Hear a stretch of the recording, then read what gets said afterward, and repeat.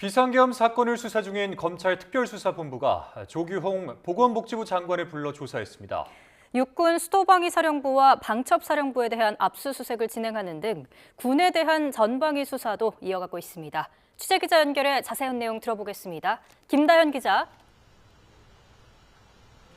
네, 검찰 특별수사본부입니다. 네, 자 먼저 검찰의 조규홍 장관 소환 조사, 어떤 의미로 봐야 할지 짚어주시죠.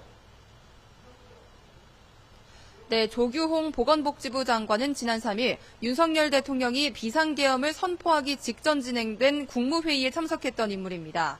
검찰은 오늘 조 장관을 상대로 이 국무회의에서 어떤 내용이 오갔는지 캐물은 것으로 보이는데요. 이와 함께 비상계엄 포고령에 전공의 등 의료인들이 본업에 복귀하지 않으면 처단한다는 내용이 담긴 경위에 대해서도 조사가 이뤄졌을 것으로 보입니다. 오늘 조 장관 소환은 검찰 비상계엄 특별수사본부의 첫 번째 국무위원 조사입니다. 검찰은 조 장관을 시작으로 다른 전현직 장관, 그리고 한덕수 국무총리 등 국무회의 참석자들에 대한 조사도 이어갈 방침입니다. 직접 계엄을 선포했고 내란의 우두머리로 지목되고 있는 윤석열 대통령을 조사하기 위한 다지기 작업입니다. 네, 군 지휘부를 상대로 수사도 연일 진행되고 있죠? 네, 그렇습니다. 검찰 특별수사본부는 오늘 오전부터 군검찰과 함께 육군 수도방위사령부 그리고 이진우 수도방위사령관 자택 등에 대한 압수수색을 진행하고 있습니다. 수방사 소속 군사경찰 특임대 등은 비상계엄 선포 직후 국회 봉쇄작전에 투입된 바 있습니다. 또 비상계엄 당시 수방사가 관리하는 비원 벙커가 국회의원 등 주요 인사들의 구금시설로 검토되기도 했습니다. 이와 함께 검찰은 계엄령 선포에 주도적인 역할을 했다는 의혹을 받고 있는 여인형 전 방첩사령관에 대한 2차 소환 조사도 진행하고 있습니다.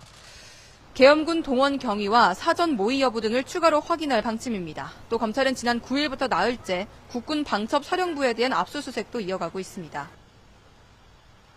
네, 김 기자, 그리고 어제 출범을 알렸던 공조수사본부도 본격적인 준비 작업에 나섰다, 이런 소식 전해졌는데 관련 내용도 전해주시죠. 네, 공수처와 경찰 그리고 국방부 조사본부는 오늘 오후 3시부터 2시간여에 걸쳐서 실무 협의를 진행했습니다. 구체적인 업무 분담과 또 정보교류 방식 등을 두루 논의한 것으로 알려졌는데요. 별도 사무공간을 마련하는 대신 각 기관에서 수사를 진행하고 소통 창구를 마련하는 쪽으로 의견이 수렴됐습니다.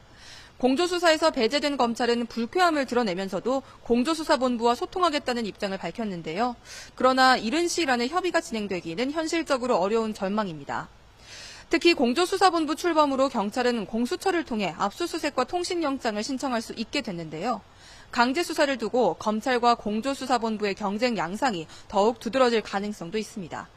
지금까지 검찰 특별수사본부에서 YTN 김다현입니다.